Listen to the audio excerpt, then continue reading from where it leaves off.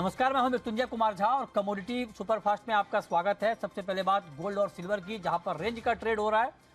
तो क्या बाजार इस दायरे से बाहर निकलेगा, आपके लिए कमाई के मौके बनेंगे, ये बताने के लिए अमित सजेजा जुड़ रहे हैं मोतीलाल ओसवाल के। अमित जी, बहुत स्वागत है आपका। क्या करें सर आज गोल्ड में? जी नमस्कार मृत्युंजय जी। देखिए, जो फ्राइडे को जो नॉन फार्म पेरोल डेटा आए थे उसके बाद हमने बड़ा सेल ऑफ देखा था। इनफैक्ट काफी भारी गिरावट देखी गई थी गोल्ड और सिल्वर दोनों में ही। पिछले 2 या 3 सेशन से कहीं ना कहीं मार्केट उसी गिरावट से उभरने की कोशिश कर रहा है। क्योंकि आज डॉलर इंडेक्स में नरमी आई है, तो गोल्ड और सिल्वर दोनों में ही एक कहीं ना कहीं स्ट्रेंथ का माहौल दिखाई दे रहा है। इसके चलते मैं गोल्ड में 57,200 से 250 के बीच एक्यूमुलेट करने और बाय करने की सलाह देना चाहूंगा। अपसाइड में मेरा मानना है कि 57,600 तक जा सकती है प्राइजेस।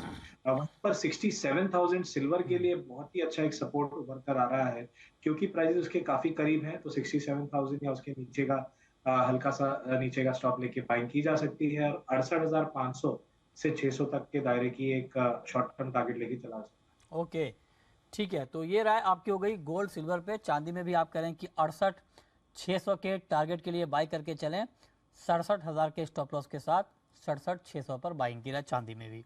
अब आते हैं क्रूड पे। क्रूड में कल ठीक ठाक तेजी थी, आज भी मार्केट अब मोमेंटम पकड़ रहा है, दाम बढ़ गए। देखिए, इंडियन मार्केट में 1.5% और ग्लोबल मार्केट में भी 1% से ज़्यादा की तेज़ी आ गई है। एक तो तुर्की से सप्लाई प्रभावित हुई है भूकंप की वजह से, वहाँ के बड़े टर्मिनल बंद हो गए हैं, उत्पादन ठप हो गया है। चाइना वाला फैक्टर मार्केट पर हावी है, वहाँ से डिमांड बढ़ने की बात बार बार हो रही है।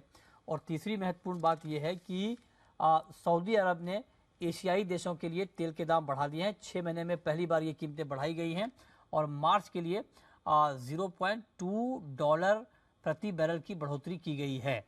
तो अब जरा आप बताइए कि इन तमाम फंडामेंटल के बीच अब क्रूड का मार्केट जाएगा कहाँ?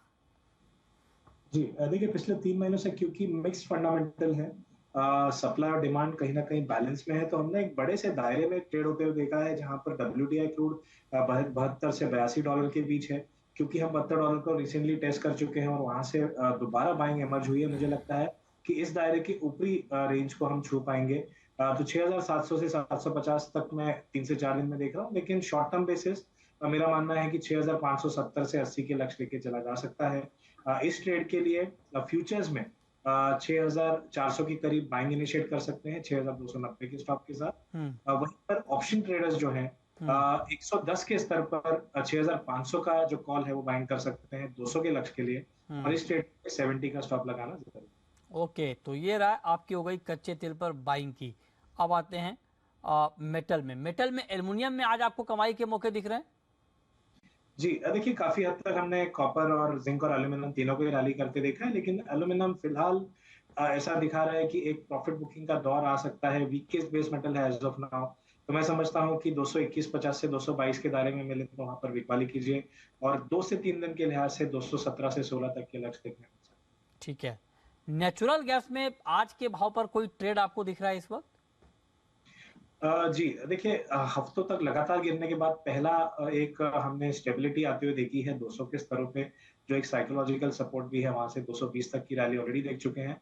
मेरा मानना है कि ये जो 2 या 3 दिन की रैली आई है, इसका एक रिट्रेसमेंट हल्का सा 210-11 तक देखने मिलेगा। इंट्राडे में वहां पर बाइंग इनिशिएट कर सकते हैं, क्योंकि ऐसा लगता है कि ये रैली 225 से 228 तक अपसाइड में स्ट्रेच हो सकती है।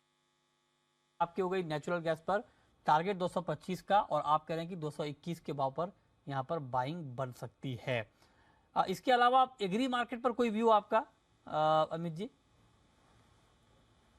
जी देखिए, मेरा मानना है कि वार सीट ग्वारगम में कुछ और गिरावट पर बाइंग अच्छी एमर्ज हो सकती है। 5600 के करीब वार सीट में, और 12,700 से 800 के बीच अगर ग्वारगम मिलता है, तो 14,000 तक के लक्ष्य के लिए 3 से 4 हफ्तों के लक्ष्य के लिए ग्वारगम लिया जा सकता है, और वहीं वार सीट 6,400 के लक्ष्य के लिए लिया जा सकता है। सिर्फ 6,400 के टारगेट की। अच्छा, आपने क्या टारगेट दिया सर ग्वार सीट का?